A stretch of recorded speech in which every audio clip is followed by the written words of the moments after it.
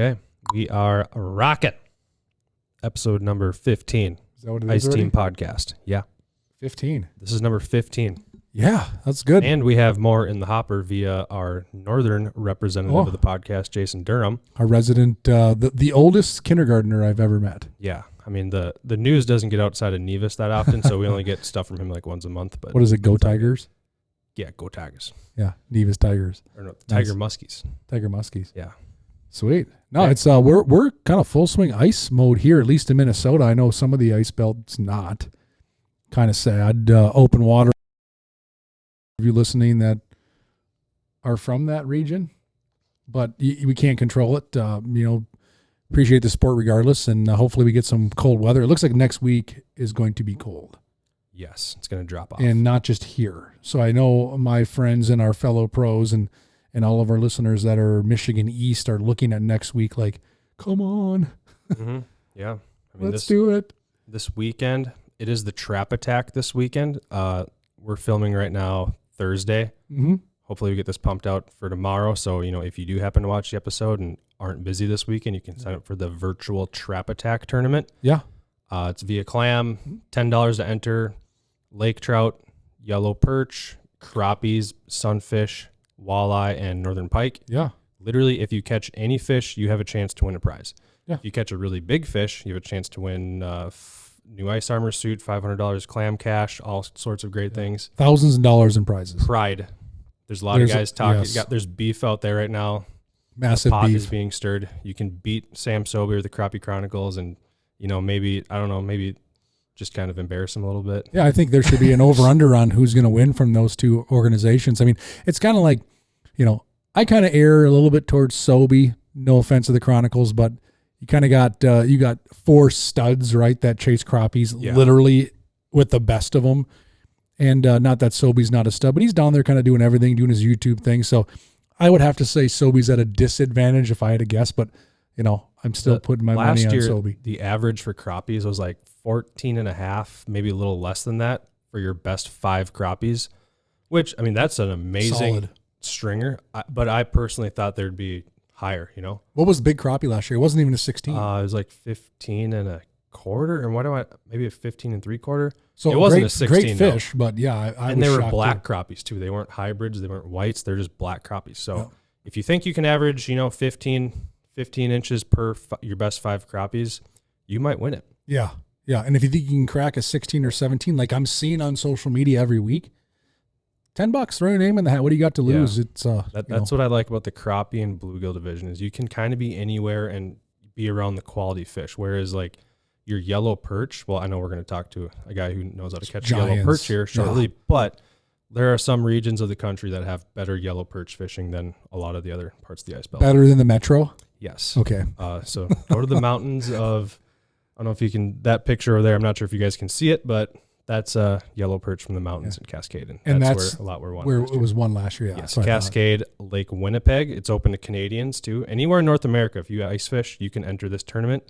The Canadians kind of whooped up a little bit on Winnipeg, which, they didn't crack a 30-incher. Yeah. So, it's very possible it doesn't have to be one there. Yeah. But enter. It's we were talking with some of our friends of Ice Team hanging out the other day, and we were just talking about this coming weekend and how everyone's going to go fishing. And we had one guy's like, I'm going to take like 15 coworkers to Mille Lacs.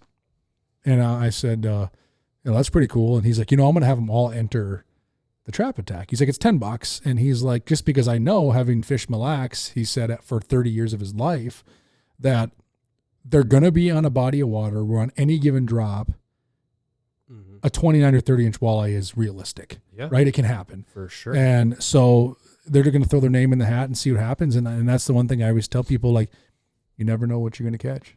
You never know.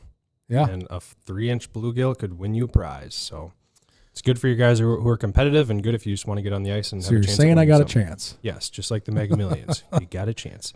Anyways, who are we talking? We're talking to Gage. Gage Griffin, our boy out from Wisconsin, accomplished tournament college bass angler. That's kind of how we got to know him. But this dude, ice fishes a ton and ice fishes in some very unique ways. And Yes. I think everyone will learn something from Gage here today, including myself and Drew. We're going to listen to him, and he's going to teach us some stuff that I'm sure we haven't heard. And we're going to be a little heavy on tactics and how we're catching some of these fish. We're in the heat, I should say, cold of ice season where people are out doing it. So we're hopefully going to equip you with some knowledge to go out there and catch some bigger fish. Gage was just on Sobe's YouTube page. He was, Took him airboat fishing, which is pretty sweet. So if you don't know, well, obviously you probably should know Sam Sobey, but this is the guy we're talking to, Gage. Yeah. Guy, Packer fan, whatever. Yeah. Did Gage ever have a mullet? I think he still does. Does he still? Yeah. We're going to ask him. Yeah, I think he does. Gage is a tough cookie, but master of all trades. I mean, the dude catches fish. He is a bass head, but I think I'm very intrigued with some of this ice fishing stuff. He is very smart. Yes. Very saying smart. River rats or bass fishermen aren't smart, but he's going to be a medical. Yeah. Working on his medical degree. Yeah. Foot surgeon or something. He can tell you, but we give Gage a jingle. He's not here with us right now. He is over in Wisconsin doing a number of different things. So we're going to call him in, kind of like we did with Brewer. Get some cool perspectives from another bike going on and dial this one in. Literally. Cool. We're going to call him right now. Oh, okay. It's working. Good. Push the right button. Yes. Hello. What's up, Gage? Hey, how you doing? Yeah, we already tooted your horn pretty good. We said you're going to win the Bassmaster Classic. A number of things. No, I'm just kidding. But we did briefly introduce you. But we wanted to just get you on the phone, chat fishing. We got a couple unique angles, we think. We told him about your bass claim to fame and the college level of things. You're out there doing the airboat thing. We talked about your trip with Sobey just briefly, but hey, man, welcome to the Ice Team Podcast. Thank you for the invite. I appreciate it. Yeah. Well, for starters, I mean, maybe Reader's Digest back end of who you are, maybe 2 minutes of Gage's love for fishing and how you got there. And then let's jump right into this airboat thing. I know our listeners are going to want to hear about that. Yeah. So, started fishing when I was a little kid, just did it with, my dad and my grandpa, just fun fishing at ponds and, local lakes in the northern Illinois, southern Wisconsin area. I started a high school bass fishing team my sophomore year of high school. Never really thought I was going to do it outside of high school, just kind of was something fun to do. And ended up getting the opportunity in college to actually compete and took that challenge and was pretty successful in it right away. And then we kind of had the whole COVID thing happen, which limited my college fishing a little bit, but that's kind of how I started with the competitive bass fishing and really going from fishing every once in a while or just on weekends to kind of making it an everyday thing. And here we are now. I pretty much live on the water whenever I get a free minute.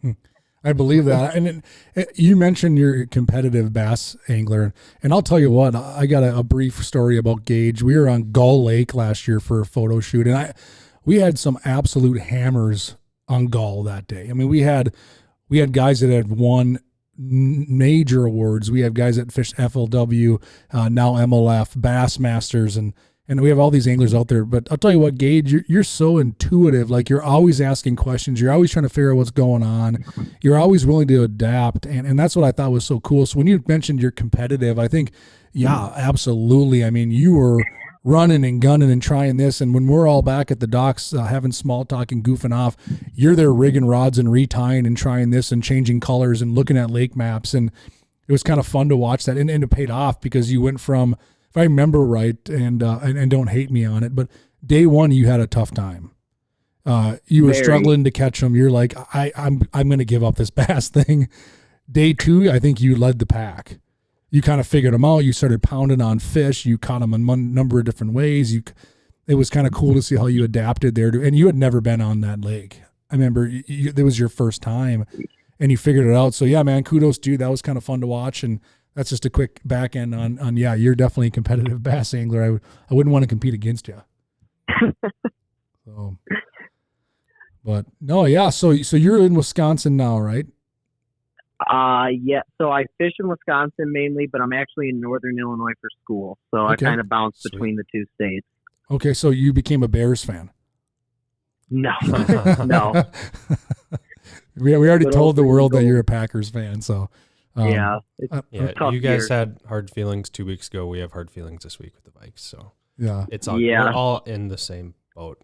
yeah, Not really though. yeah. Pretty much. It's What's I don't want to take you off topic, but what's the river like right now, man? I didn't really know a whole lot about. I still don't know a whole lot about the Mississippi La Crosse area and all that stuff, but it looks like a pretty sweet spot to ice fish.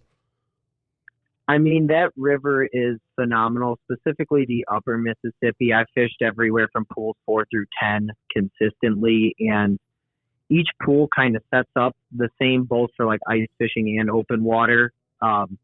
But it's fishing really good. The ice has been okay. Obviously, we've kind of had some major swings in weather this year where we'll get some really cold snaps, and then we'll get 38 degrees and rain in January. So you never really know Right.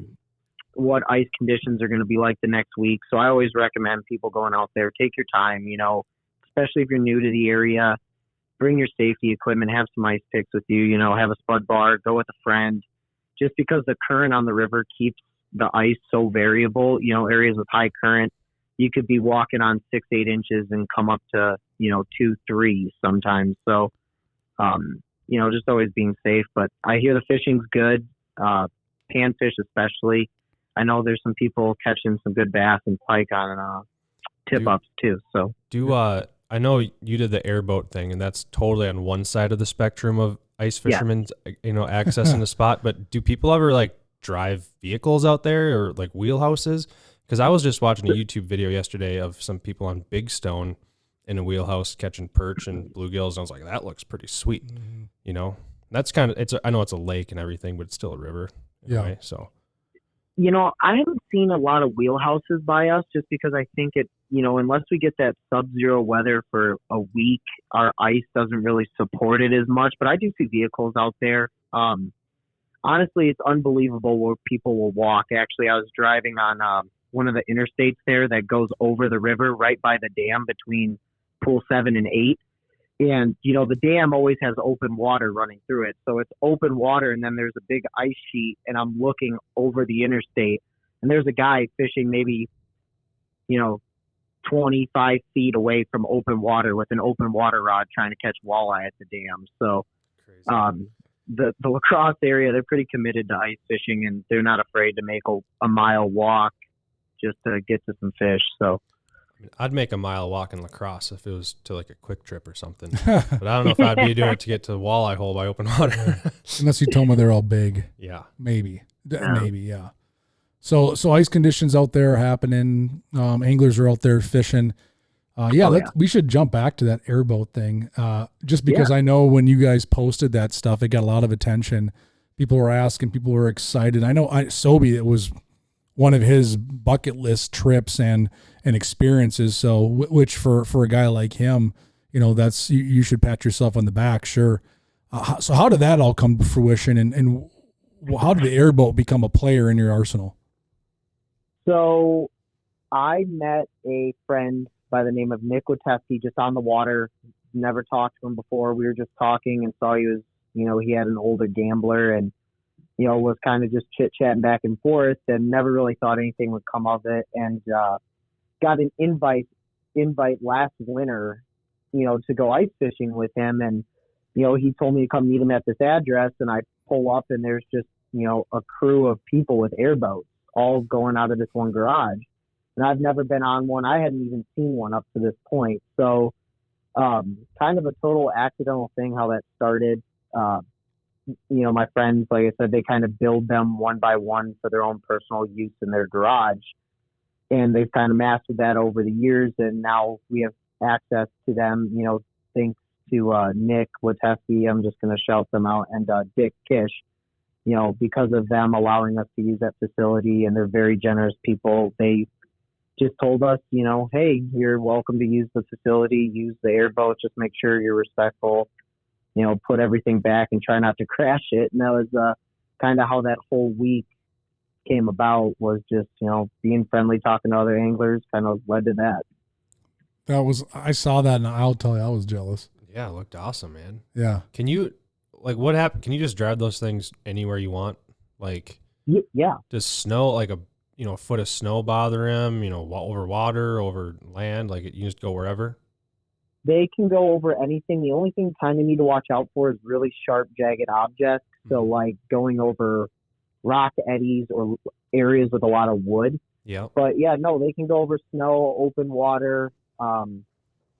We've had them out there pretty much the only thing that we advise against is really high winds. If you get 25 plus mile an hour winds coming out of the south, it's probably not the best idea. You can still drive them, but because of how the vehicle works, it kind of hovers. Yeah. Obviously. So you're coming off of like what I would consider pad, or you're trying to stop that vehicle, it drifts. And if you have really strong winds, especially if there's no snow, it'll just keep drifting and it can get a little dangerous. So we try to avoid them in high winds, but yeah, they're pretty much all conditions they can go through.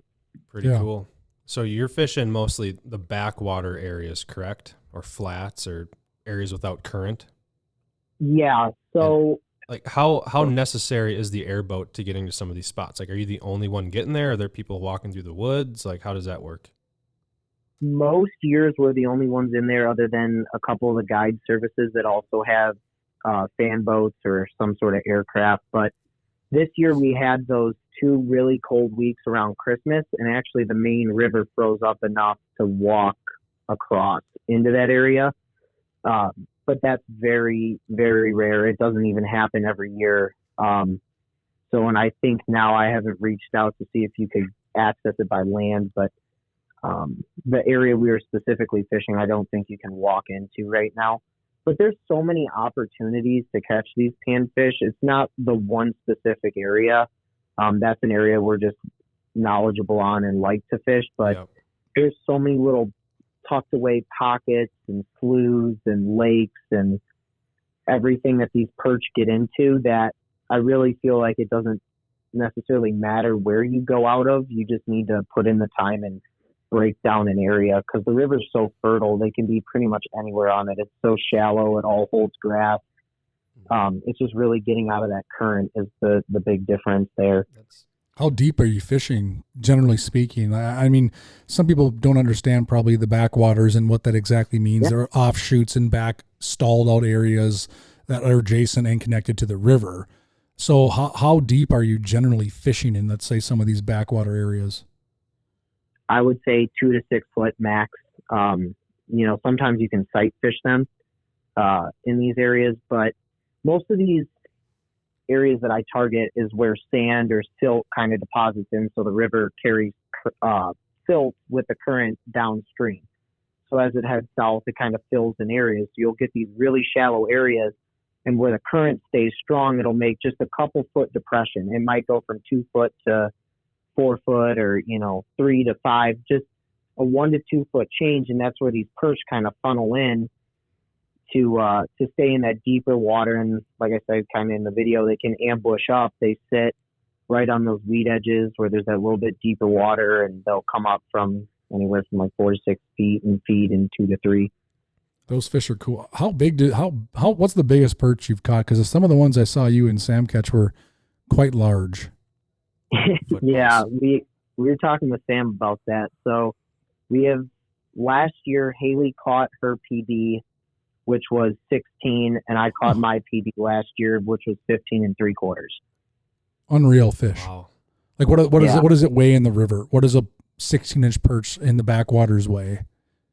I really wish I brought my scale with me, because I would like to know the same thing. I mean, they're just so fat. And if you go back to the video, you can see even the smaller ones, or the definition of what I call smaller, they're all just full. Their bellies are full. They're just blimps. Yeah. Did you said Haley caught it? The 16? Haley caught the bigger one. Yeah. That's your girlfriend, correct? Correct. Yeah. Okay. My girlfriend has me beat on crappie too, so by like a half inch, which hurts, but yeah, you got to dial that in. I get it. Well, you're just being you're being a good guide. Yeah, exactly. Yeah, good guide, and caring, very caring. Like I find the river perch thing so unique, because when I think of the Mississippi River, specifically down there, all I can think of is bass fishing. Mm-hmm. I mean, that's kind of what I've been accustomed to, but like all I think about is largemouth, smallmouth, Or like every once in a while, the walleye tournaments, I never think of big perch. Do people target them in the open water season? Yes, but not nearly as much as you would think. It's mainly a winter thing. I don't know why. I see, every once in a while you'll head out of Lake on Alaska, or, sometimes you go out of Goose Island and you'll see a couple of people there in their john boats with their, grandkids or family friend, and they'll go out and fish for panfish. But really, once it hits open water, that community is very walleye and bass focused. I feel like, especially with all the major tournaments that go out of there, the elite, the major league fishing tournaments, the monthly BFLs. There's so many people on the river bass fishing.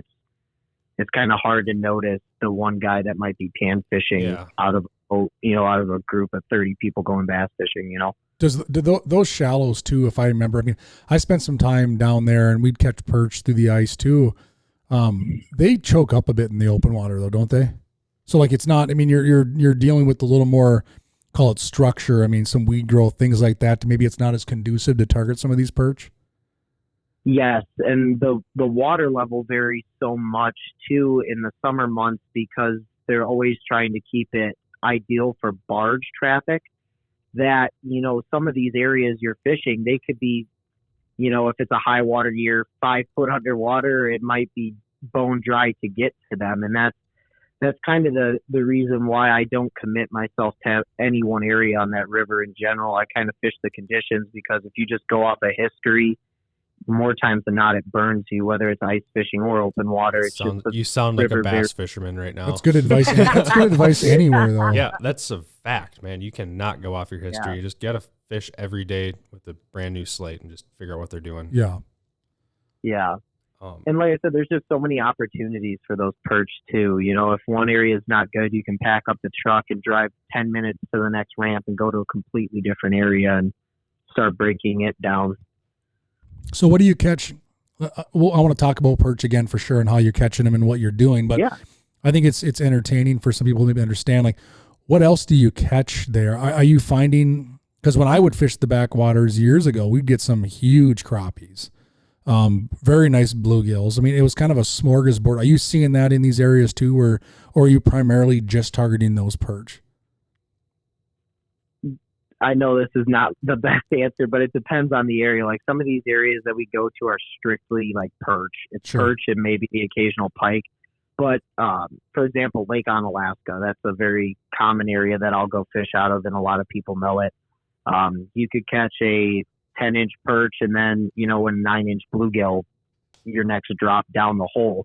You never really know. It's just such a fertile pan fishery area on the lake. Sure. There, you might catch a crappie too.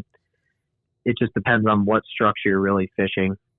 So is perch your go-to then in the wintertime? 100%.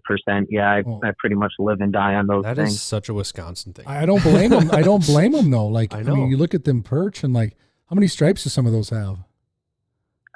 I would have to count. I mean, I think Haley's had 6, I think, on it. Jeez, that unreal. And I'll tell you, the scenery was epic. Like, well, Sobe posted that picture after you guys went out of just an absolute giant fish. Beautiful scenery in the background. Almost looks photoshopped. 100% no, it's not. I was like, when did those But guys go to Cascade? That's what I thought. I'm like, is he in Cascade?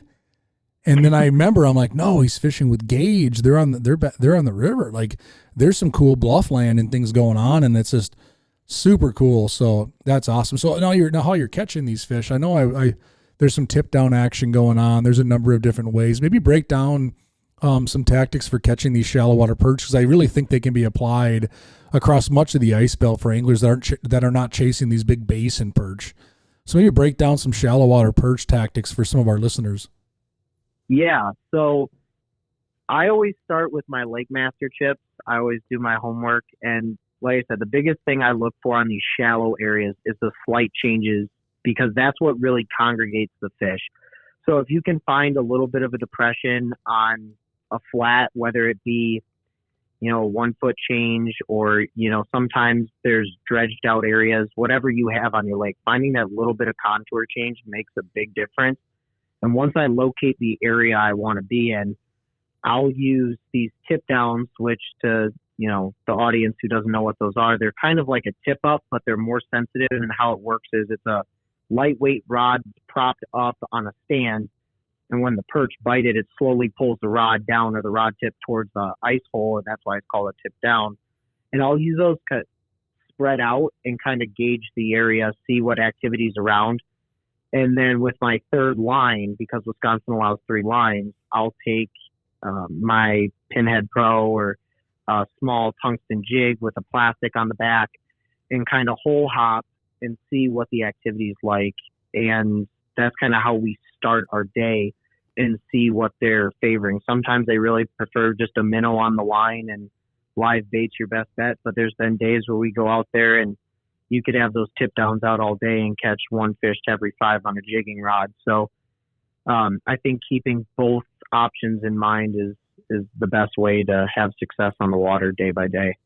That's funny you mentioned finding the depression in the area you fish or something different, because last podcast with number 14 with Mike Rates, he said almost the exact same thing. When he's attacking a shallow weed bed, he's like, I just go in the middle and I just kind of find what's different about this weed bed. Right. Normally when you end up catching the fish, well, Matt's seen it many times, like in the UPL and stuff, like guys will just find there's something weird about one spot that congregates the fish. Yep.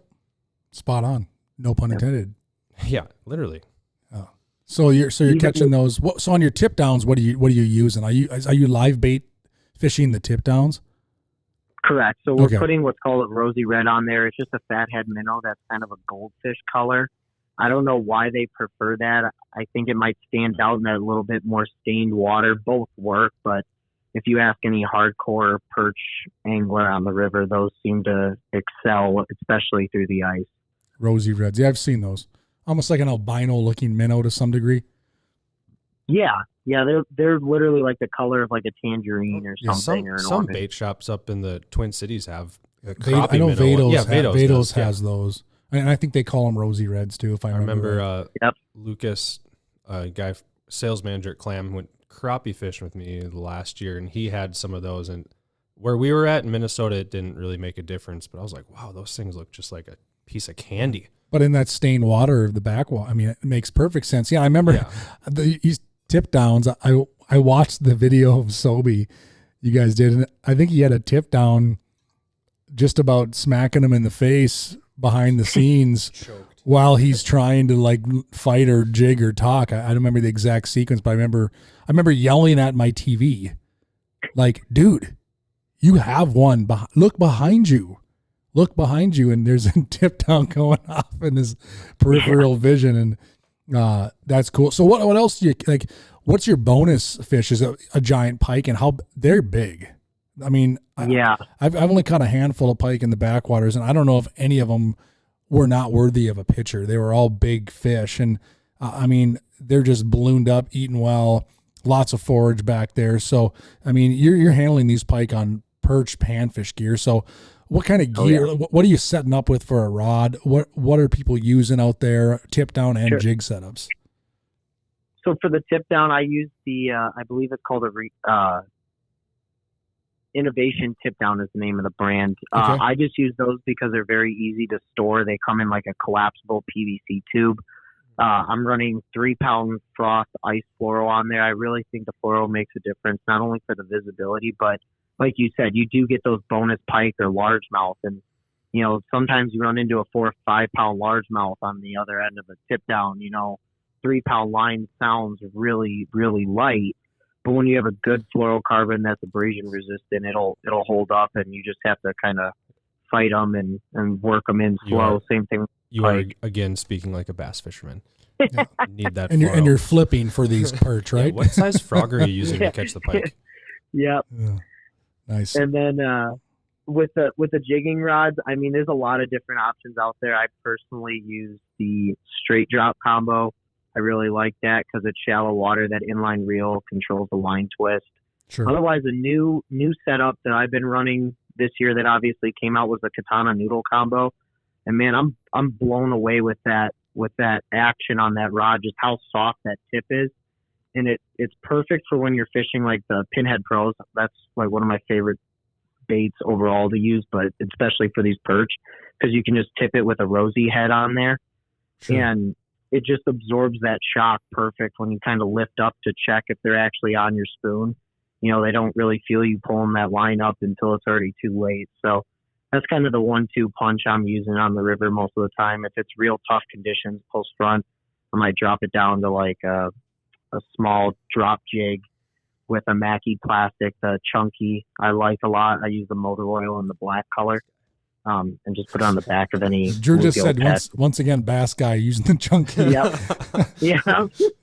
So it sounds like what I'm hearing, and I could believe that these big perch, they're pretty finicky, aren't they? I mean, you mentioned you have to sometimes even determine if they're eating, if you have a bite. So, so these fish are coming in, they're fairly, I don't want to say intelligent, but sure, you know what I mean? Like some of the perch we're used to finding, I know where I guide in the metro, it's just kamikazes, but they're all, 5 to 9 inchers, maybe 8 inchers. And so you're telling me these big, huge teeter pigs, these big jumbos, they're coming in fairly negative neutral, and they're not really crushing it. They're kind of just picking it up.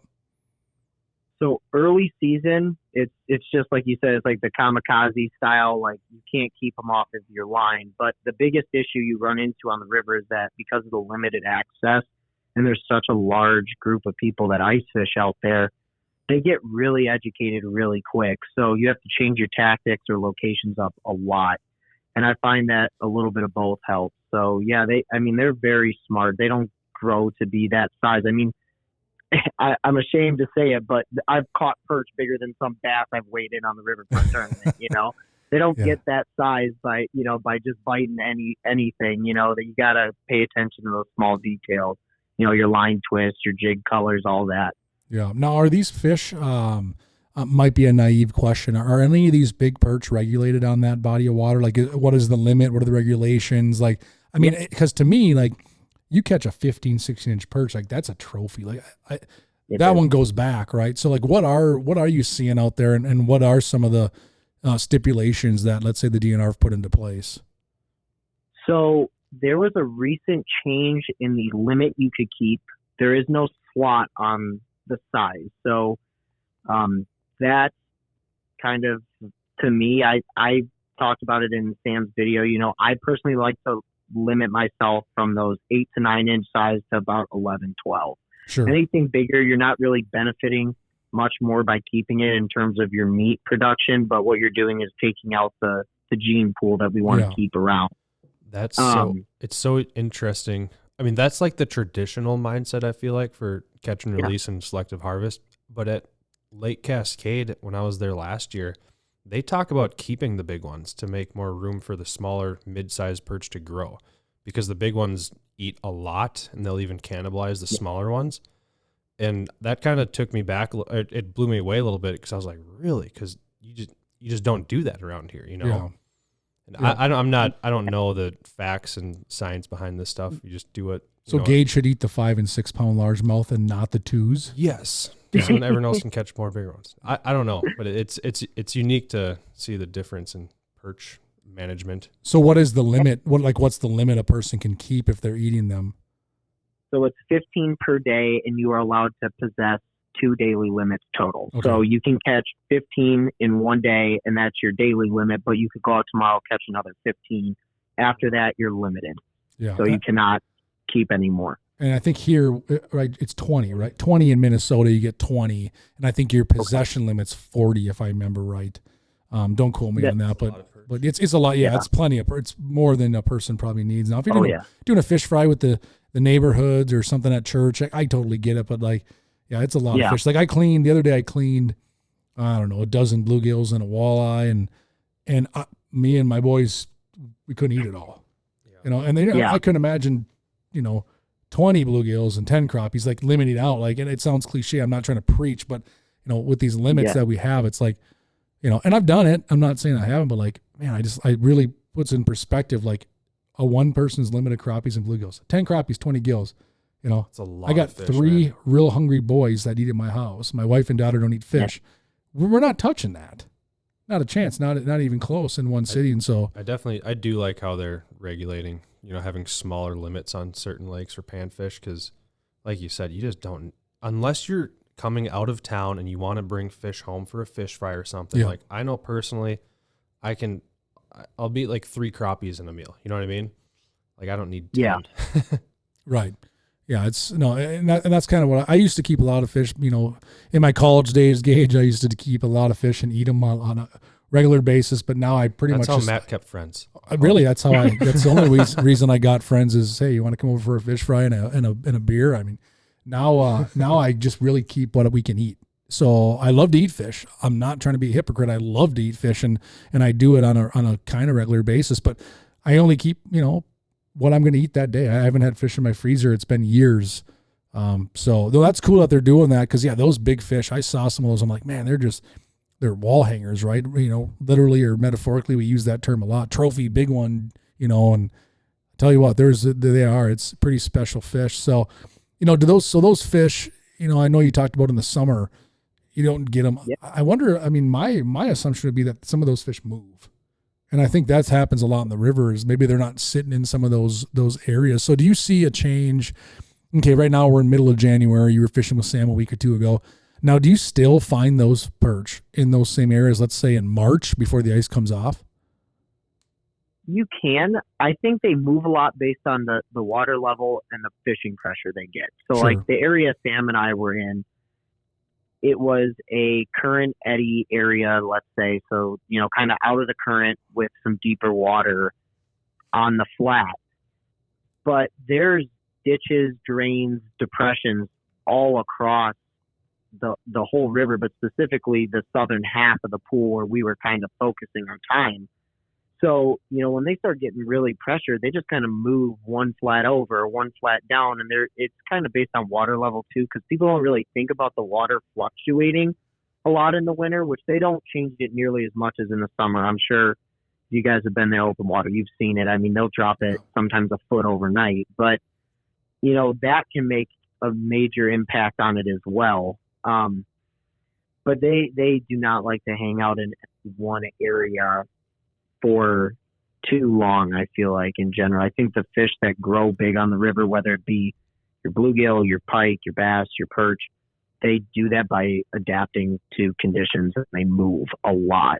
And I've seen in my perch, you've done more perch fishing than me probably, but in my time fishing perch, they are skittish. They're a skittish species, especially the big ones. They move. They might not like the auger. They might not like your cleats. Even your cleats walking around, they dart, they move, they shake, where other species might be more apt to kind of linger and hang on. They're not as spooked. I've seen where perch, you mentioned the angling pressure moving these fish around. I 100% see that. And you're telling me 2 to 6 feet of water. I mean, you're talking, they are literally right there. I can see easily where they're moving around. So do you see a situation where, like, you punch out an area and you need to come back to it and fish through it? Or are you using underwater cameras? Are you using traditional sonar, forward-facing sonar? Like, how are you, like, targeting these fish, seeing them, chasing them down? Like, how do you know they're there? Or are you, like you said, looking for productive areas on your Lake Master, punching it out, hoping to stumble across fish? Or are you using other tools and things to guarantee I got fish here, I know we're on them? So I personally like to use my Mega 360 through the ice, and although it's a little bit harder to carry around, it really allows me to break down in a 360 degree area what's around me. So you can actually see these fish move, and a lot of my friends run like the Garmin Live Scope, and we've seen it. As you're drilling a hole, you will watch the entire school move away from the person drilling the hole. And Sam made a comment, I don't know if it ended up in the video or not, but he would run up to these tip downs and they wouldn't be all the way down yet. And him running over, they would actually let it go. You'd watch the rod come back up. And it kind of got funny because, like, the first 4 or 5 tip downs he tried to go after in the video, I don't think he got them. Well, he missed one because he wasn't looking either. So standard. So they get so conditioned to the noise, especially, like you said, I mean, 2 to 6 feet, half the time you're looking down the hole, they can look up at you. They get really smart about sound, and that's why we try to stay very quiet, and we actually stay away from our setup. So I'll make myself run a little bit further and stay away from my tip down setup, just so that way I'm not getting in my own way when I'm fishing. And I don't know if either of you know this, but I'm a I think, don't quote me, but perch actually are in the same family as walleye, if I'm not mistaken, in terms of. I think walleye are in the same family as perch, right? One of the two. Yeah, you're right. You're right. Yeah, so, they're both in the same family. So when I talk about targeting perch and kind of their behavior, I compare them a lot to walleye. And, again, I don't do enough over, ice fishing for walleye to say it, but I know in the metro area, you guys get a lot of walleye opportunity, and they tend to be pretty educated as well. Yes. And kind of adapt to this pressure. So I think perch are a lot smarter than we kind of think about them. We kind of just say, oh, well, they're a panfish. They're kind of like a bluegill. I think of them more as a predatory fish like a walleye that adapt a lot more. Sure. It's funny you mentioned the tip down, like when you see a tip down going, you run up to it. I spend a lot of time guiding catfish, channel cats through the ice, and they do the same thing. And I tell clients, like when you see a tip down, because I use tip downs all the time to chase channel cats because they super light biters. They don't like the noise. They don't like the auger. They don't like your cleats. Kind of the same scenario. I am fishing some deeper water, but you see that tip up or tip down going down. That I always tell them, like, just wait. They will pull it down far enough to understand. Okay, I have a fish, right? But you see them. Oftentimes, you get excited. You run over there, and that thing pops right back up. It's funny you mentioned that with perch, and I can see that with perch. I've seen some real finicky perch, right? And these cats are the same way. They come around, they investigate it, they mouth it, they taste it, and then, sure, they eat it. But, it takes sometimes a little more than just that quick, hard, typical crappie hit where it's like thud. Oh, I got them. They're not doing that as much. So that's good observation and how it can be applied to other species. So that's neat. Well, so what's the biggest perch you landed this year? I caught one that was 14. I posted a video of it on my social media. I was using the katana noodle combo, and that was actually the first perch I caught on it that day was a 14, and that was the biggest of that trip. Sure. Are you fishing in the trap attack this weekend, Gage? I wish. Unfortunately, I have 3 exams next week, so I will not. Ooh, that's right. You're a student. Yeah. Yeah. Yeah, we already kind of teased everybody that what are you exactly doing? You're in the I know you're in the medical field and something a foot doctor or podiatrist. Okay, that's what I thought. Yeah. Yep. Good for you, man. So dude catches fish, dude is going hard at it on the school side of things, gets to ride an airboat, catches giant perch. So going back briefly, we'll jump back onto ice, but I did have a question on the bass side. Are you still planning to do some tournaments? Yeah, so This season I'm planning on trying to do the BFLs out of La Crosse. Okay. And then the Illinois Bass Nation Circuit. So I fished that last year, ended up 7th in the state, I believe, on the co-angler side, and plan on fishing it again this year. Very cool. We'll be following you along on that. So jumping off the perch just a bit, I know you fish all kinds of stuff. When you're not doing the backwater perch thing, or the airboat thing or whatever, what are some of the things you like to target, and what are some other bites and opportunities in your area that people may find Gage Griffin chasing? So in the northern Illinois area, I do a lot of the channel cats like you were talking about on some of the man-made lakes in our metro area. That's always a fun bite. And then in La Crosse, other than the perch, occasionally I'll do a bluegill bite. Go find some laydowns that are in a little bit deeper water and just, have fun peeling the drag on some big bluegill out there. Sure. That's pretty much all focus on ice fishing. I stay very targeted to 2-3 species and try to learn them very well. You said laydown in laydowns in deeper water. You talking like brush piles or like a legit laydown from the bank? Legit laydowns from the bank. So there's some areas on the river where the current dredges out the bank or undercuts it. And when the trees fall down, you could be 20 feet off the bank and it's 8 foot deep. See, Matt, last year I ruined Danny Vu's auger because I was trying to drill under a tree because like we were catching like crappies 10 feet outside of it. I'm like, well, the big one's got to be under the tree, and I immediately hit a branch and just, wrecked his auger blades. A branch.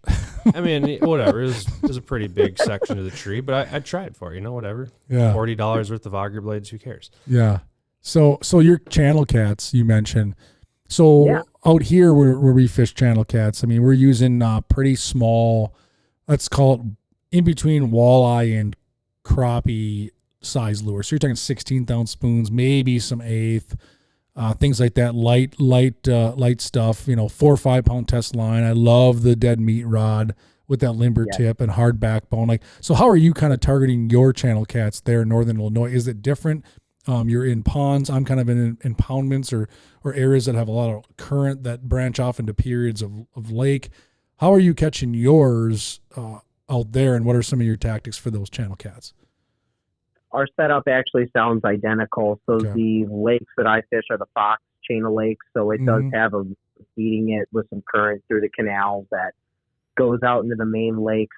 They're basin based, so they like to roam anywhere from, I'd say, 6, 8 on the shallow side out to 20. I actually use my same panfish setups. I use the dead meat combos and the katana noodle this year I've been using, and then the straight drop when they're a little bit shallower. Like you said, those lighter spoons, a little bit bigger jigs, something with a little bit more stout hook like the Drop XL. I like a lot, just has a little bit bigger gap, so when they bite it, you can get some hook in them. But yeah, I mean, that's pretty much it. We tip all of our baits with a minnow head and kind of jig right off the bottom. And like you said, they're very light biting, but once you set the hook into them, they start peeling, drag. Do you really catch any quick. suspended ones? We catch a lot of suspended cats high in the water column, very alpha or apex predator like, chasing down bait fish. So, or all your cats like bottom dwellers? They're kind of bottom dwellers. I think they relate more to that hard structure. In that low light period, if you're fishing a grass edge, they might come up 2-3 feet. But I kind of fish 1 foot off the bottom and just barely move my lures, honestly, just kind of slow jiggle. Sure. With a pop every once in a while. Yeah. Yeah. The chain I fish out, the horseshoe chain, they're just apex predators. They eat everything. And it's crazy. I mean, I get a lot of clients that will hole hop, I'll punch a spread of holes, and I think there's a school of crappies over here. There's a bunch of fish, 15 feet up and 30 feet of water. I'm like, they look like good marks. Oh, they're real nice marks. I'm like, those are cats. They're like, what? I'm like, those are channel cats. And sure enough, you drop down and it's like out of Jacques Cousteau. You watch these look like sharks. If you drop a camera down, they're just roaming the different areas of the water column. And those ones are they're actively feeding. They are chasing baits. You're going to get a thump rather than just, do I have a bite? Kind of neat. So I'm always intrigued. I'm kind of in the wintertime, a catfish dork. I like to chase those fish. I love to eat them in the wintertime. They're my favorite species through the ice to eat. And I was just more curious of anything on how you're fishing them in a different region of the Midwest. And I see them. How big are your channel cats out there?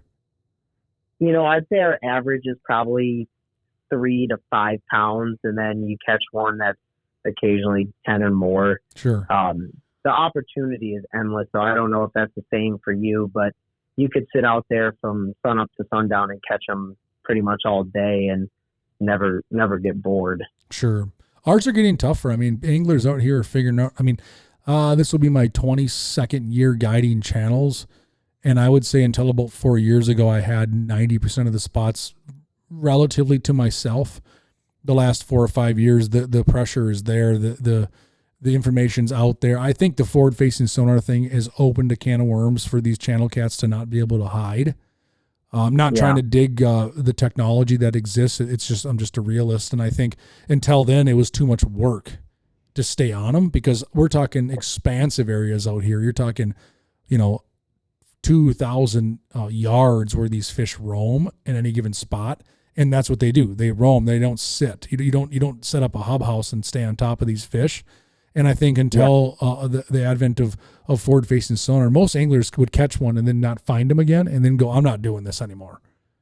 They didn't know the migration routes. They didn't know where they would stall out, like where I did from years and years of beating my head against the ice, figuring out how these fish move. Well, now, you can just kind of pan around and say, oh, that's where they went. They're 60 feet that way, and I know what direction they're moving. And so we have seen a change out this direction, definitely, where, we used to have a time where, you could sit on top of them from sun up till sundown and wail on them, and it was nothing to catch 100 cats in a day. Now we work really hard for 20 of them. And it's just the nature of the beast. You have to adapt with the times. That's what happens.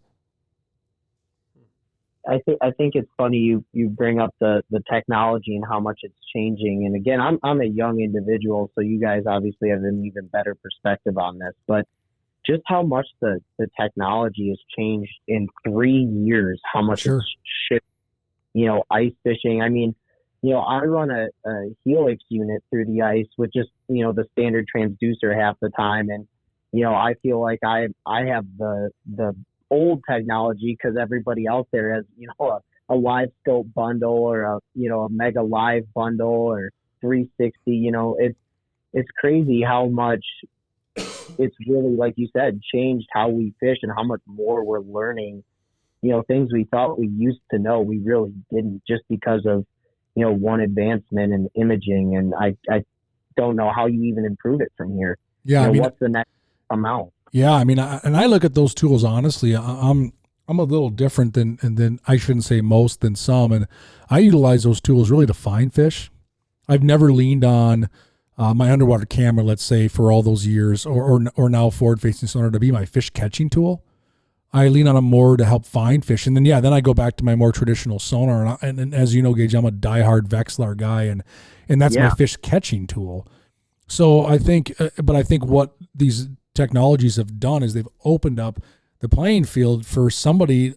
I don't want to word this to be offensive, where somebody that hasn't put the time in can now go out there with these tools and be dangerous.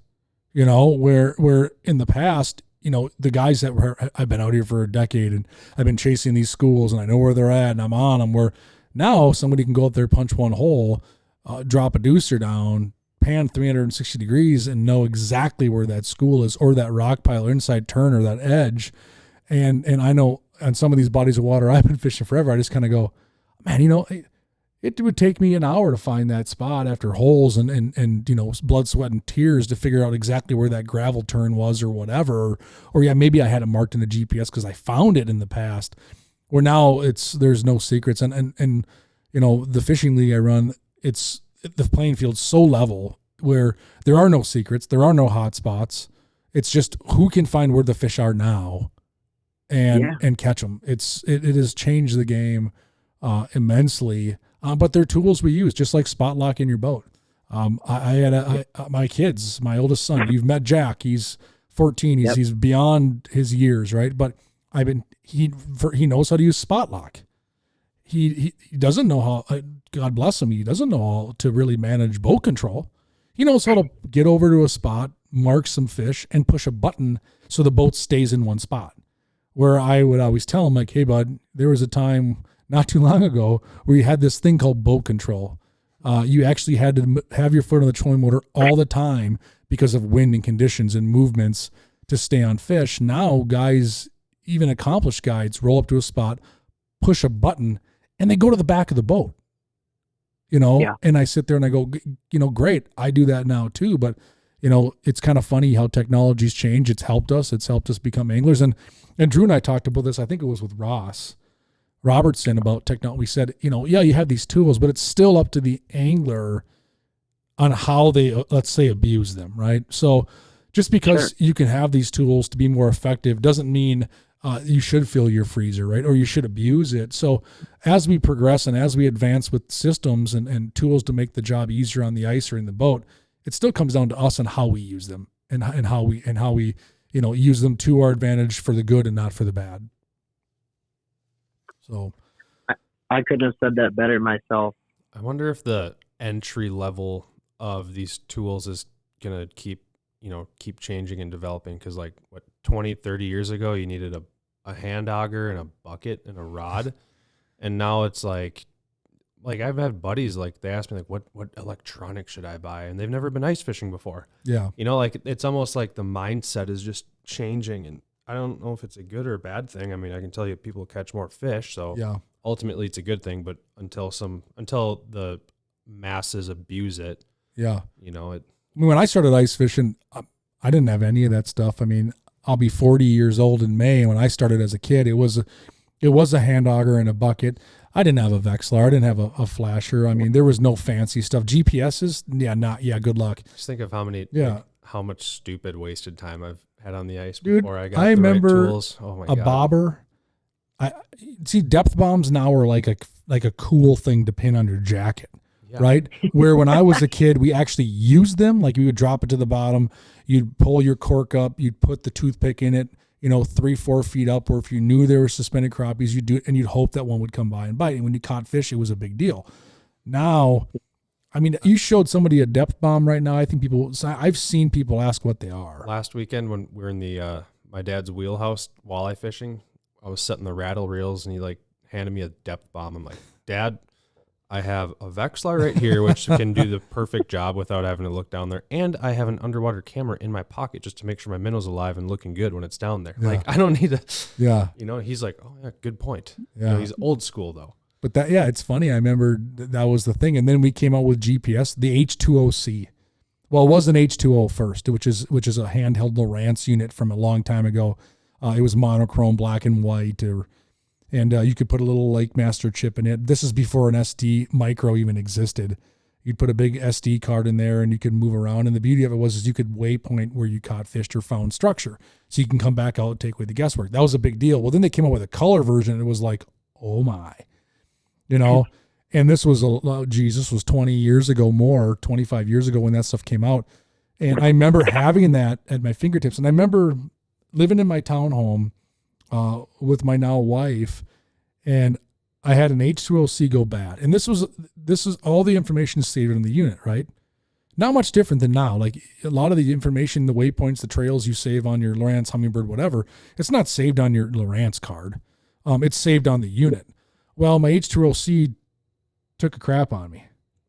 Well, you can get them fixed. It was $100, whatever. But at the time, I'm like, I'll wait. I set that H2OC on the counter. It's got all my waypoints on this. You're talking years of, and this was back when I was fishing 300 plus days a year, like an absolute possessed maniac. And my wife, in her defense, after telling me multiple times to get that fishing thing off the counter, finally decided, you know what, I'm going to chuck this thing. And it was a tough one to swallow, because I'm like, for $100, I could have got, my fault. I should have moved it someplace else. And to this day, you're lucky you guys weren't married at that point. We don't know where it went. She claims she never threw it out. I know I wouldn't have. I don't know where it went. Did you have kids at this time? Maybe Jack was a baby, so it wasn't like someone was going on the center island and grabbing it. I think it's my own fault for not managing it properly, but still, long story short, the power inside that H2OC, if I had it today, I still think about the spots I had and the inside turns and the gravel things on. I've tried to find some of this stuff that I had oodles of time in the past to research and find, and I lost it. But, technology, it's pretty sweet now. I mean, we all rely on it. Our augers, I mean, we're out there ripping holes with, 10 to 15 pound systems on batteries, no gas, that run all day or most of the day. And, we just have the tools at our fingertips. And then not just that, but just our networking capabilities, social media, the advent of cell phones and how we use them on the ice to talk to people and look at spots and airboats. I mean, everything. It's, the current, I tell my kids this, and it's cliche, because I'm sure my dad told me that at one point, like, you have it good. You don't know how good you have it. Like, but, and I guess we'll see how much crow we eat in 25 years when our kids are older and we're grandparents, and they're telling, and who knows, maybe everyone has a hover boat that they step into and drives around, and it's common practice, but it's crazy to see what happens. But if you guys don't mind me asking you a question. So I've seen this on the river, bringing up all the technology stuff, that old guy, the very old school method of just getting on a weed flat in 2 to 3 feet of water, one little pole and a hand auger. Mm-hmm. That guy will catch the most fish out of anybody else in these pressured areas, because, like we kind of talked about, the summary of all that pinging from your Vexlar or your live scope, whatever you may have. And then, everybody else is constantly moving around trying to chase that bite, where he just sits there. He knows the opportunities are there. I don't know if you see that in the metro area, but Absolutely. I've seen that on the river. I see it. And it's humbling. I see it all. One of the biggest bluegills I've seen in the last few years in the metro was a guy that did the exact same thing. And it was kind of a weird story, because, you being in the medical field, maybe you'll be proud of me, but guy sitting in a spot, shallow weed bed, maybe 6 feet, 5 feet. and we're running around doing exactly like you said, and we're doing fine. We're catching fish, and this guy hasn't moved. And I think what it is they're so the attention to detail. They are so focused on exactly what's going on. They're not looking at a Vexlar. They're not looking at this. They have probably a really inexpensive stick rod of some kind, even a dowel-driven rod I've seen these guys use, and they're focused. And this guy is sitting there, and we're catching fish, and he hasn't moved, and he's kind of in the zone, a little outside where I thought the zone was, and all of a sudden I see the guy face plant. And this guy, Gage, was probably 80, maybe 85, right? And I knew he was by himself, and this was a few years ago, and I see him, like he's sitting in a bucket, and I see him tea kettle, A over tea kettle forward, right under his, like, face down. And I'm thinking we got a problem here. So I had two of my kids with me. We were actually standing on the ice for Jack's birthday, and I sprint over there thinking this is not going to be a good situation. I run over, and as I get about 3 steps away, he pops back up, and in his hand is like a 12-inch bluegill, like a 1.5 plus pound fish. This is Metro. I'm not talking we're in Bemidji or something. This is like, and this fish is so big, and well, it got wedged in the hole. So he went down to get it, and I thought this poor guy was having problems, and he comes up and he's smiling, and he was so proud of this fish, and he did let it go, which, not to be stereotypical, a lot of guys of that generation, they don't, right? He let it go, talked about how beautiful it was. It's this big one. But I observed what he was doing. And just like you said, he's sitting on a bucket. He's got an old $4.99 stick rod with 2 wooden dowels where the line's wrapped, a foam bobber, and not a lick of electronics even shown in the scene, right? And I watched this guy for an hour straight not move. And I remember thinking to myself, what is this poor guy doing? Like, he can't be catching much. Well, yeah, in his bucket, he had pretty solid batch of bluegill going home with him, and he just caught a fish that I think anyone in this continent would want to catch. So, I think you're spot on. I think that exists everywhere, and we can learn from that. Drew, was you showing me your buddy who was showing me that someone got outfished by someone with like a dowel rod? Jiggle sticks, yeah. Was that you telling me that? My last weekend, my uncle was up on Lake of the Woods, and he keeps pretty dialed in on having good equipment, and he has a nice Vexlar, bought some rods and stuff last year. Like, he's dialed, uses fluorocarbon. Anyways, he's on Lake of the Woods, and he just had his buddy go with him. His buddy had 2 jiggle sticks that he bought back in the 90s from a gas station, and has the same, 15-pound monofilament that had been wrapped around those 2 pegs for years.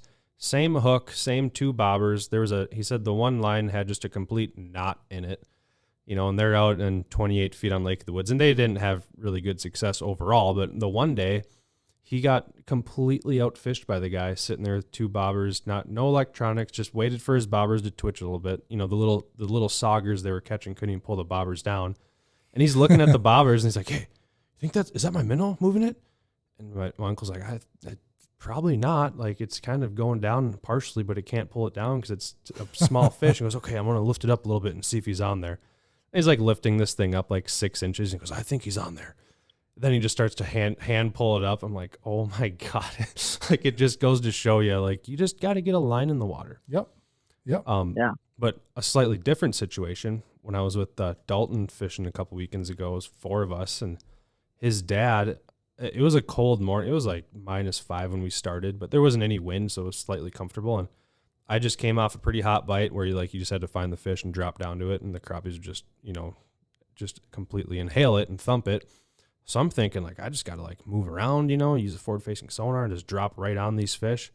Not the case, because Dalton's dad, genius, decided to bring a X100 and just flip that sucker over and just fish right in the same spot, because the fish really weren't moving that much. And he absolutely whooped me in one spot as I'm running around drilling 50 holes in an area, trying to find a fresh batch of fish. He just I'm just going to pick through the ones that are right here. Just destroyed me. Yeah. Was that age before brawn? Yeah. God. Yeah. It's a good, you got to just like you were saying earlier, Gage, you got to just fish the conditions. Yeah. And you can't just a new slate every day. Yeah. And if I was smart that day, I would have been like, well, it's like 35 degrees colder than when I was here last time. These fish are probably not as aggressive, yada, yada. I should probably just slow it down. Yeah. Nope, I was running around thinking I was in a UPL tournament. And it's funny because, like, we talk about Lake of the Woods a lot in our neck of the area, right? Like, that's a popular bite, Lake of the Woods, Red Lake. And I always tell people on Lake of the Woods, you know, oftentimes your best approach is kind of to do what Wayne did, you know, with Drew, is just to kind of hunker down, sit on a spot. You're on these giant, expansive flats. Yeah, there's some structure, but really not in the area that all these resorts camp out on. And your best bet oftentimes is to get comfortable, get on top of the flat, and pay attention. You know, get lines in the water, intercept these fish as they move around. But then there's other times where that's not the case. If you're not moving, like we went up and fished Alexander area a week and a half ago for a sales function here, and it was the exact opposite. You couldn't stay in one hole for more than maybe a couple fish if you were lucky, and you had to move. And if you didn't move, you may have waited an hour or more for something to come back through. So yeah, you just kind of take your environment into the situation, the type of bite you got and how much you should move and what you got to do. And I know it's cliche, but just like you would out in your bass boat, you wouldn't pull up to one spot, throw anchor, and cast to the same exact cast for 8 hours straight. So that's always my advice for somebody really getting into ice fishing. Is that's probably my biggest piece of advice, is be willing to adapt and move and improvise, because you don't want to go out there and punch 2 holes, flip your trap, sit there all day or all evening, not catch anything, and then come back to me and say, Matt, they're just not biting. I'm not buying it. You know, you didn't move. Now, if you came back and said, dude, I moved 15 times, I went through 6 auger batteries, man, it's not okay. There's something going on. It's an off day. Something's shut down. Maybe something with the weather. Who knows? Maybe you got to go to a whole new lake. But for the guys that I still see to this day, it's 2023. I got in the epicenter of ice fishing in the central Minnesota. They go out to a spot, they punch their hole, they flip their trap or set their hub, and I don't see them move for 6 hours. And when I do eventually get to chat with them, if that happens, it's, hey, it was tough. I caught one. They're just not going today. And I kind of go, huh, well, you know, not the best approach, right? But, you know, it is what it is. So mobility is a big thing. But, hey, man, I know we could talk all day. We're looking at, you know, we've been talking with you for over an hour. What else do you have to cover? And what's going on the rest of the winter for you? Are you going to be sticking it out, doing the backwater thing? Do you have any kind of fun trips planned? Are you going into a place cool? Are you going on vacation? Are you taking Haley out to dinner? What's happening here?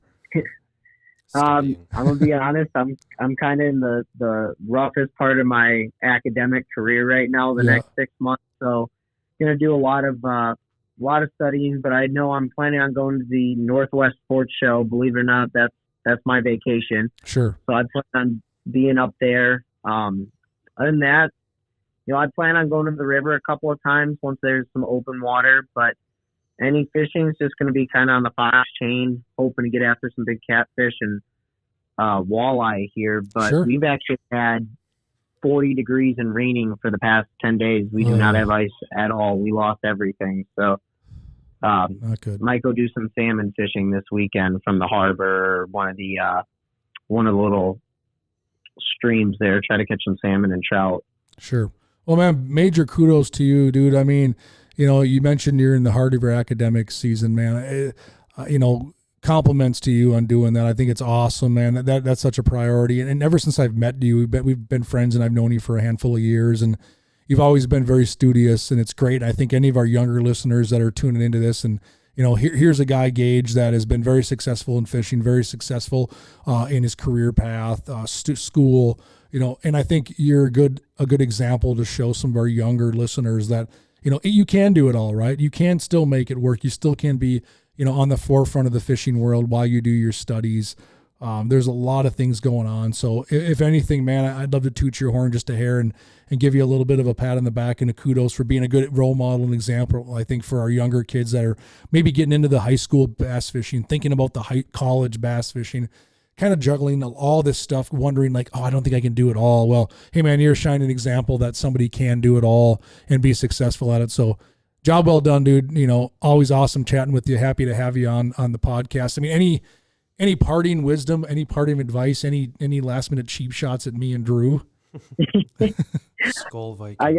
I guess, you know, this is my advice that I can give people. You know, everybody's definition of success in this industry is different. I love that term, the success in the industry, because you talk to a guy like Austin Felix, it's about, being on the big stage, competing with the best guys, winning against the best guys. And, I'm the first to admit, I've had some good years, some good tournaments, but by no means do I feel I'm an expert. And my idea of being successful in the industry is, having the support to be able to continue this dream. Cause, we've kind of touched on it. It's especially to do the tournament side of things, travel, compete, do these shows, it adds up. And I'm just super fortunate for everybody that supports me.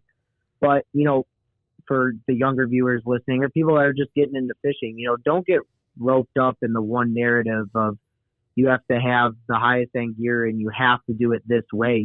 Just go out there, show your passion for the sport, be humble, take the opportunities you're given, and just go have fun. I mean, this is a fun industry. It's obviously fun people. And, as long as you're respectful and doing what you should, a lot of people can be successful in whatever that means, whether it's through social media, having a following, the tournament, or just going out there catching fish with the family.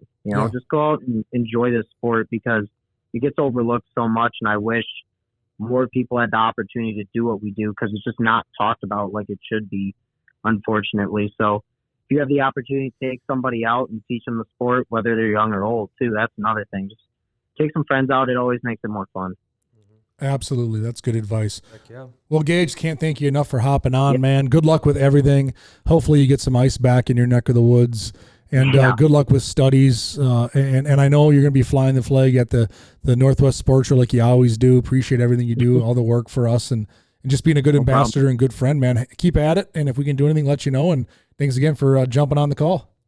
Well, dude, thank you both for your time. I appreciate it. Yep. See you, Gage. All right, brother. Awesome. Well, that was Gage Griffin. Gage is a wealth of knowledge. We just touched the tip of the iceberg with him. Every time I hang out with that guy, I learn something. He is definitely, he's half my age. I don't know. And the dude's he's just very bright, very intuitive, very abstract, always thinking outside the box. What Gage, fun. In my opinion, he's like a student of the game in 100%. all aspects. And he didn't mention that, but the other day he called me just asking on tips about social media, just randomly. Yeah. He's not afraid to use his resources. Right. And I was like, well, I mean, what are your goals for social media? And he's like, well, I don't really know.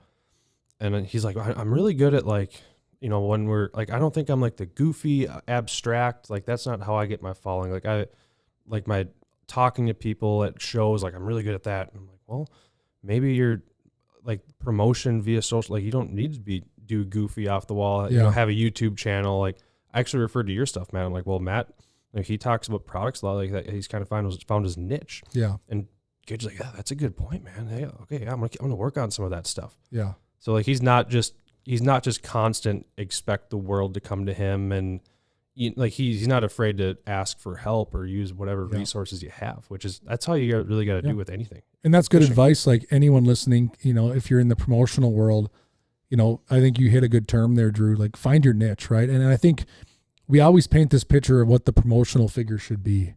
And there's so many ways to do it. You have TV hosts, you have radio hosts, you have writers, you have various media entities, you have people that are great at sports shows, social media. I mean, there's a slew of stuff. You don't have to be great at all that. You can find your avenue of something you're good at. And we always use this oftentimes. We have a lot of pro staff on the ice team, right? And we have guys and gals that if I put them in a booth at a sports show, let's say St. Paul Ice Show, they're going to absolutely crush it. Yeah. But with all due respect to that same pro, I would never put them on a seminar stage.